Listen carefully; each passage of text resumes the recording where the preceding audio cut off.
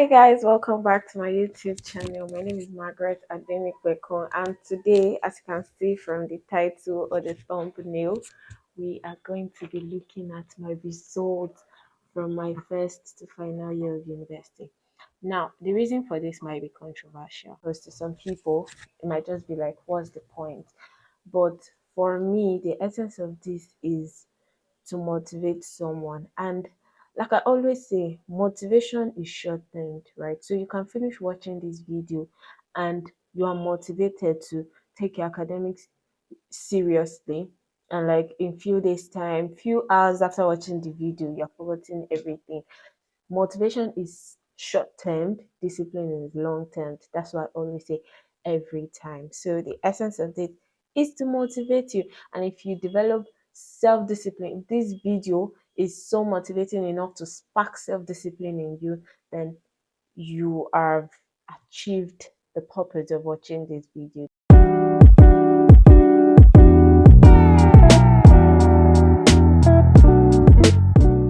If this video sparked no motivation in you to germinate self discipline, then you just entertain yourself, and maybe that's fine too. So don't forget to like, share, comment, subscribe to my YouTube channel, and let's get right into it. Yeah, so I did A levels, right? So I started from 200 level. So this is my 200 level first semester results on your screen. And 200 level first semester, I took 9 courses rather. I took 9 courses, and as you can see, I had 2 B's and 7 A's. So let's talk about how I felt when I first had this, considering the fact that this was my first result and I didn't do 100 level, and even my work result wasn't this good, right? All this is was like I was literally basking in this for work. So let's talk about this. Now, when I saw this, obviously, I was very excited. Like, I was excited. I didn't see anything wrong with this result. As far as I was concerned, right, this result was perfect. There was nothing wrong with it, even the B's. But then, the constitutional law where I had been had me a little worried because I was like, imagine my 2 B's are 66, 66.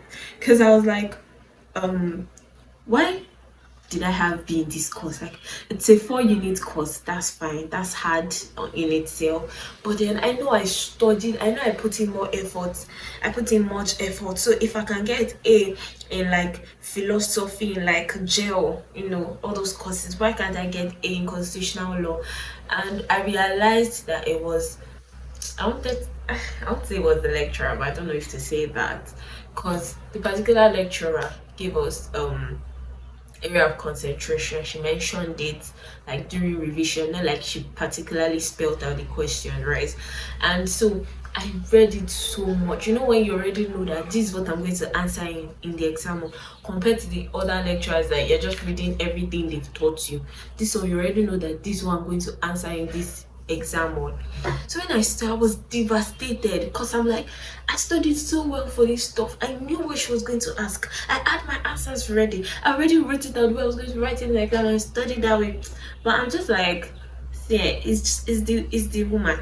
It's the lecturer. So since that time, I promised myself that if she ever took me any course, I mean, second semester was still there, I would answer just one question from my place. Like, if I could answer just one, I'll answer one. I will not answer more than one again, because I think her marking is tougher than the others, right? So that was one thing I learned from this, and that's one thing I want to say, that when you see your result and it's not just A, like once it's A, even if it's 70 on the dot, I don't really stress. As you can see these results now, they're just celebrations of 70s. Like, I don't do too much. I mean, it's good to gather 90, it's good to gather 80, but what's the point of having 90 in one course, then you're having 50, you're having 60 in another? Just spread everything and divide it properly. You get me, right? So one thing I do when I see my results is that whenever I don't have A in, the course that I don't have A in, I check myself what happened. Do I think it's me? Do I think it's the lecturer? And all of those stuff. If it's the lecturer, what is it that the lecturer wanted to say that I didn't put it? Should I reduce the number of questions I answer for a particular lecturer, or should I change my method? Do you get? I don't just look at my results and I'm like, that's it. I look at my results, and the ones that I didn't have 18, I look at the score. If I had like 69, I'm like, okay, maybe if I had just put in a little bit of effort, right? So that's just it. So when you see your result and it's not like A or through or whatever, whenever you have like B or C or D or E, just ask yourself, why do I think I had this, so that you don't repeat it in the next semester. My GPA is 4.79. That was my first GPA, 4.79, and obviously my CGPA too will be first 4.79. So I started on a strong first class. Second semester, right? This law 102 is like 100 level course that is very important for everybody to do. So when I say in 200 level, it was important that I did it too. So I did law 101 and I also did law 102. So I had B in contract, right? Now you will see that the constitutional law that I had B in first semester, I had A in second semester. Now, shockingly, the A that I had in that second semester is my second highest A, right? So I had 81 in it. Now, if you look at my overall results in second semester, although I still had 2 Bs, I did better than first semester. Do you know why I did better than first semester? Because now I'm taking 12 courses, and out of that 12 courses, first semester was 9, this one is 12. I still had 2 Bs, and my scores are stronger. In constitutional law, I had 66, now I have 81. In legal system, I had 78, now I had 82. In jail, I had 78, now I have 80. Alright, so I did a little bit better in some of those courses. I think I did better this time around, but I still had another B in a 2-unit course. This love contract, I blacked out. And I made a video on blacking out, what to do when you black out, so that I feel like that was what helped me to even have this B. Because if I just blacked out, unless I just started crying or I just tore myself apart, like, oh, what am I going to do? I'm going to have C. I would have had C. I'm so sure. But that B was because I didn't give up. I knew what to do when I black out. So yeah, that was it. So as you can see, I had 2 Bs again, and then my GP is 4.77 this time around. It's lower than 4.79. You know why? Because the courses are higher. Do you get? Because the courses are higher. So I think the calculation whatever expanded, so it's now 4.77, and my CGPA dropped just by 1 point sharp. So it doesn't matter. You see why you cannot afford to not do well.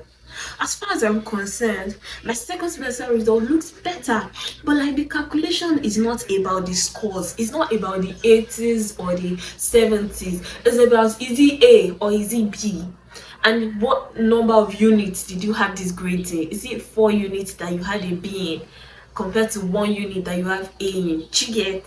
So you need to like know all these things and know where to put your priorities. And that's what I'm saying, that when you also choose elective, I also have a video on choosing an elective. Make sure that it's an elective that doesn't compete with your actual courses, because as you can see here, all my elective courses, I had A in everything. Human rights, I had 79. That's a good A to me. Peace and okay, I think this one was complete. Agricultural science, I had 78. That's an elective, and I think that's a strong A if you ask me. This is logic. Yeah, I don't know what happened. I don't know. I can see 57, close to 70. So I really don't know what happened.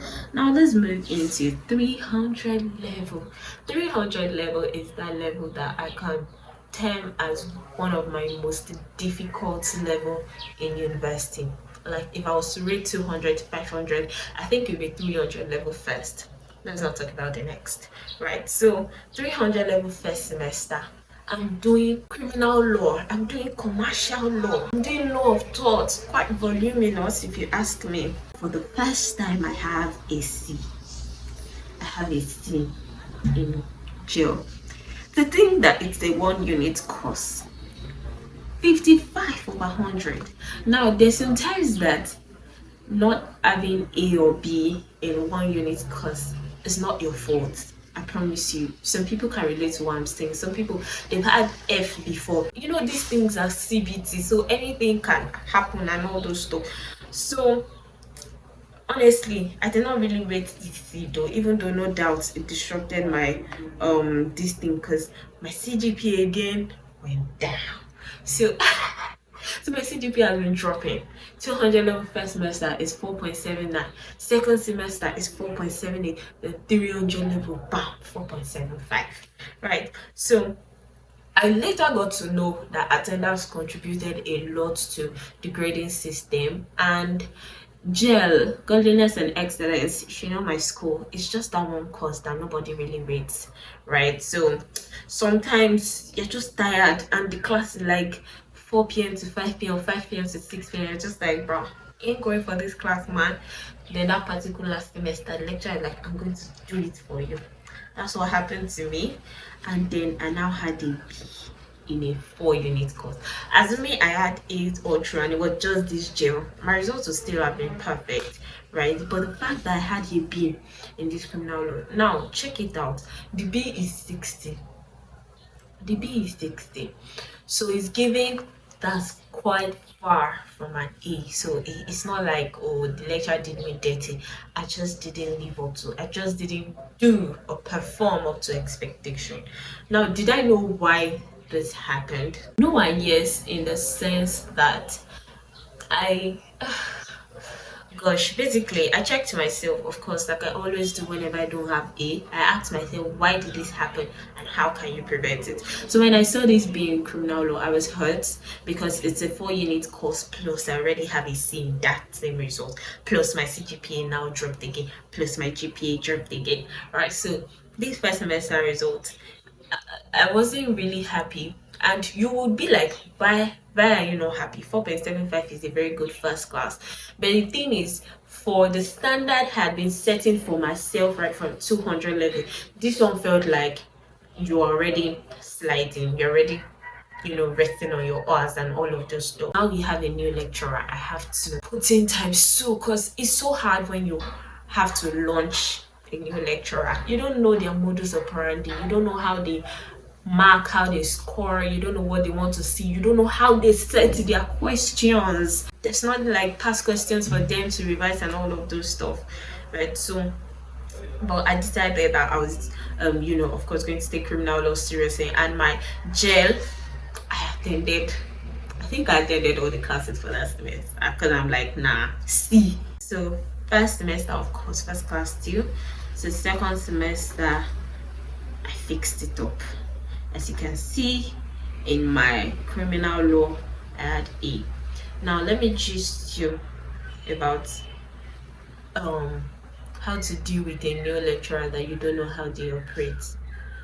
I think that the best thing to do is to observe them during classes. I promise you, when they are lecturing you, you can tell if they are flexible or rigid. If they are rigid, you already know that you cannot slack. If they are rigid, you already know that you have to read outside the notes. Whenever they say, oh, check out this article, go and read the article or the essay, you already know that you cannot write something small for them, right? So you don't know how they operate, just give it to them generally. You get, just imagine that you are writing the exam for a national essay competition and there are 17 of you that they are going to pick only one. How would you write it to be the one person to be picked? You get that kind of stuff. So what I do whenever I have to launch a new lecturer, like I don't know how they operate before and all of that, I just give it to them based on what I have observed. I've had to launch a new lecturer before. I'll come to it. We've not gotten to that level. And by merely observing him, right, I knew he was rigid. but he didn't like stories. Do you get? But this particular lecturer, he's rigid, but he loves stories. So I observed them in class. There was literally one time that we were in class and we're doing revision, and the lecturer was like, take note of this for your exam. And then I opened my notes to that particular topic to write take notes for it for exam, only to realize that when he taught that class during the semester, I already extended it and said make sure to read well for exam. So even if the lecturer had not mentioned it again during revision, I'd have still read that part very well for the exam. It's not like he specifically said it that, oh, I will ask you this in exam.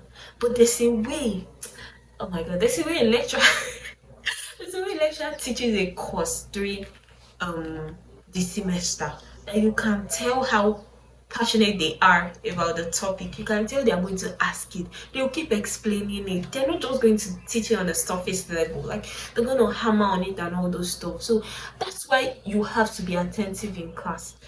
You cannot come to class and not make a difference like someone who stayed in their hostel. Like it'd be better you sat in your hostel reading the topic on your own than you're in class and not do. Doesn't mean that sometimes I don't press my phone in class. Of course I do. Sometimes you just don't have the mental capacity to listen or to be attentive for 2 hours straight. But the thing is, I know the difference. I know when to draw the line. I know when the lecturer is talking and I'm like, okay, I can quickly check IG or stuff. And I know when the lecturer is teaching that no, this is not even the time to be talking to the person sitting beside me. You know what I'm saying? So you have to be observant in class. You're not just listening to what they're saying, you're listening to how they're saying it, you're listening to how much they're re-explaining it. You know, they're explaining it, and a lecturer that normally doesn't even care if you have a question or not is asking you, do you have any question? Right? So you need to take notice of these things, right? So let's move on. I spent so much time on that, and of course the jail that I had seeing in first semester, I had a B. So obviously I did better, considering the fact that this is the first time in history now, 300 level second semester is the first time in history I'll be having A's all through my 4 unit courses. So of course my CGPA is a CGPA that I've not had before. That's 4.95. 4.95, and my GP obviously skyrocketed 4.75 to 4.80. So 300 level second semester, I have my highest GP so far. I have my highest CGPA so far. It's the first time I'm not having anything less than A in my 4 unit courses. And as you can see from this GP and CGPA, obviously you can see the power of acing all your major courses, your 3 unit courses, your 4 unit courses. This sociology too, I already knew the man was a bit, there was so much to him, and that was my last paper, so I had to make sure that I didn't let last exam paper syndrome kick in. And I read it so much because it was even kind enough, gracious enough to show us our CA scores. So I knew what I was contending for exams. I think I had to contend for about 50 something out of 70, right? So obviously I had more than that for me to get 76. So 400 level, my penultimate year. Now in this level, in this semester, there was a spiritual confidence attached to this level, right? It was like God had already told me that I was going to have my first 5.0 this semester.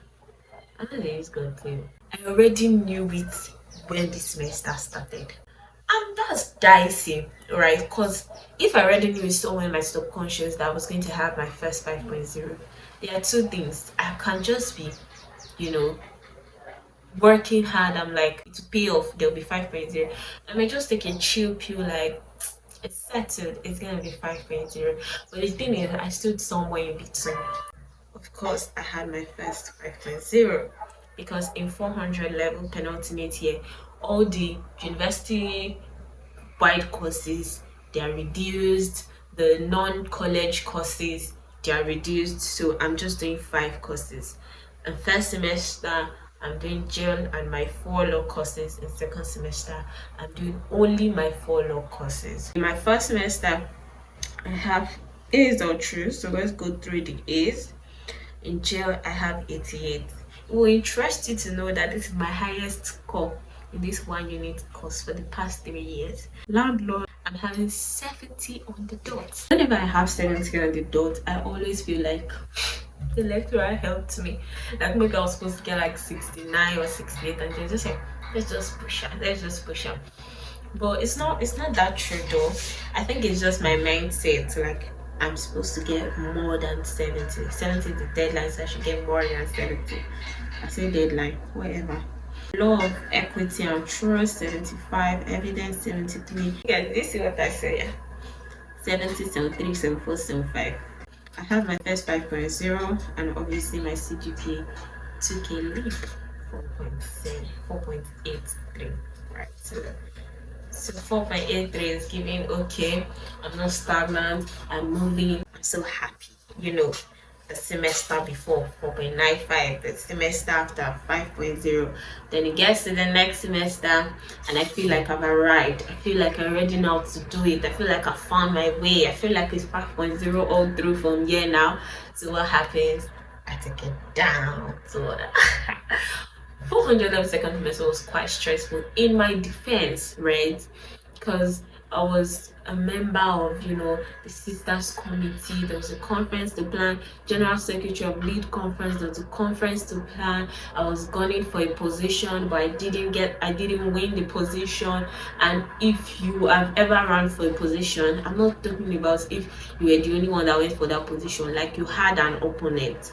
You know what I mean? It's not a small thing at all. It's no small feat. Whether you win it or you don't win it, it's no small feat. It takes you mentally, physically, and even part of your academic time, because time you're supposed to dedicate to studying, you're out there campaigning. Right. Second semester, I drop. Because now I'm doing 4 courses. So the power of one course, it's just so powerful, right? So I'm doing 4 courses, and those 4 courses are 4 units. So a single B. This is the delicate part. If you're taking a 4 unit course from 300 level, you have to borrow yourself brain. If you're taking a 5 unit course from 400 level, whatever grade you make surpass your eventual CGPA that you're going to communicate with. I promise you. In land law, I have 68. I have a new lecturer now, so it's tougher. I don't know what she wants to see. I'm just going to try my luck and put in my best, right? So I get 68, and I'm so pained because I'm like, it's just too much this thing. There's no painful B than having a 68 or a 69, maybe 67 too. I know from 66 downwards, it doesn't hurt. You know that's what you worked for.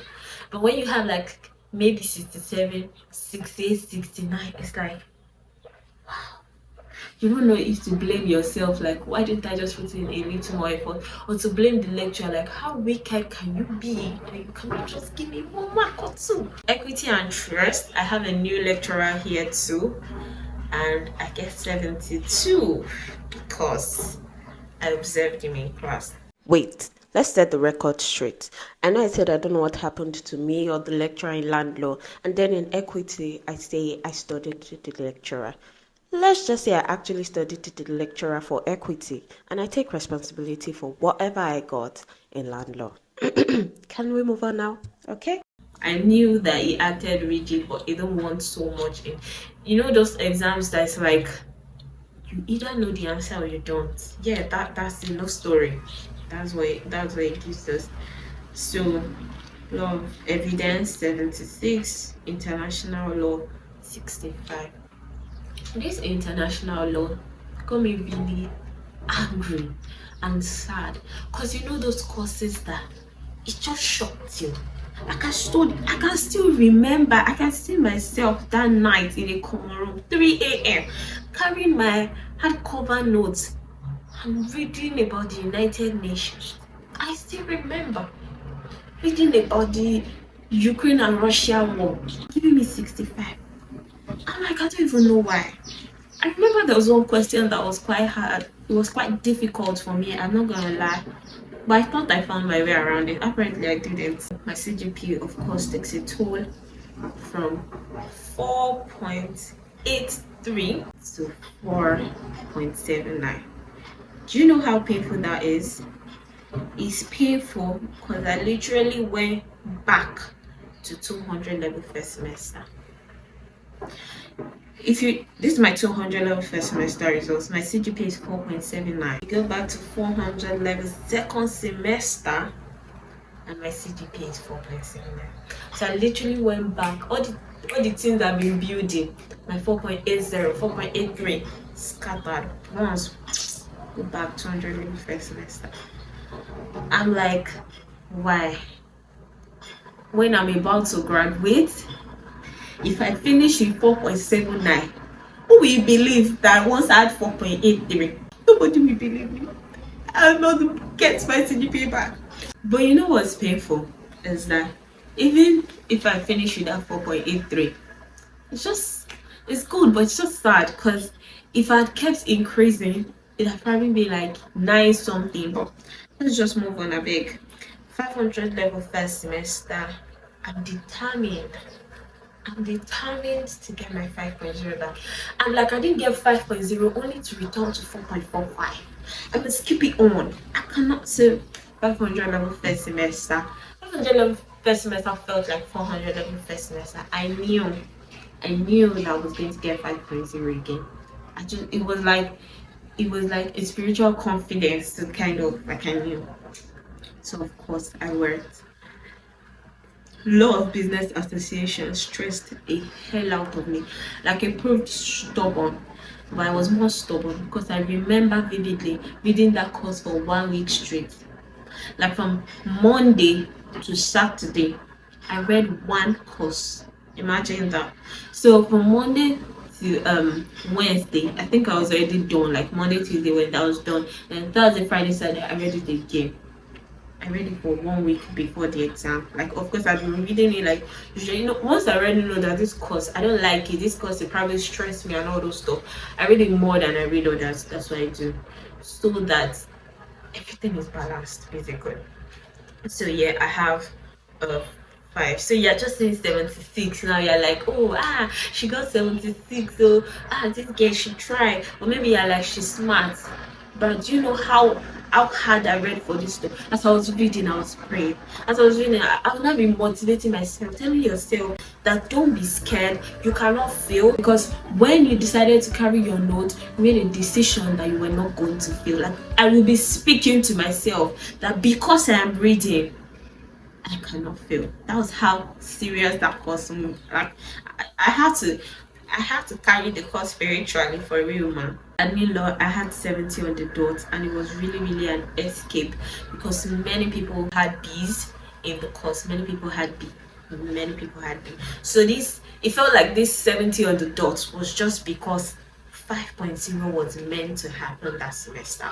Right. So obviously my CGPA is coming up, but it can't be that quick because I'm in my final year now. Things are harder. So from 4.79, just 2 points, I moved to 4.81. And 500 level second semester, rather, my last semester, I have 5.0 again. What a good way to end the journey of 5 years.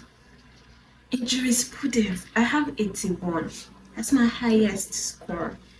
And I'm happy because I put in too much effort in that course. I put in too much effort in Law of Business Association. I put in too much effort in my long essay. These first three courses showing on your screen, I remember putting too much effort in it. This administrative law, I put in so much effort too because I had 70 first semester, if you recall.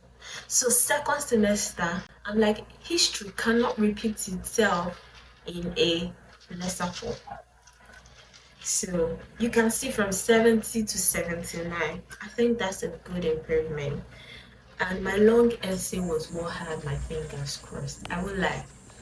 Because in as much as there's just this confidence that okay, I should get A. I'm also like, I'm not the lecturer. Do you get that? I'm really not the lecturer. The supervisor can read my work and just deem it fit for B. So in a sense, I'm like, I'm sure I'll get A. I'm still like, the moment I opened my result, the first thing I checked was my longest, because I knew that if I had A in my longest, I was gonna have a 5.0. I knew. So jurisprudence 81, like right, law of business association,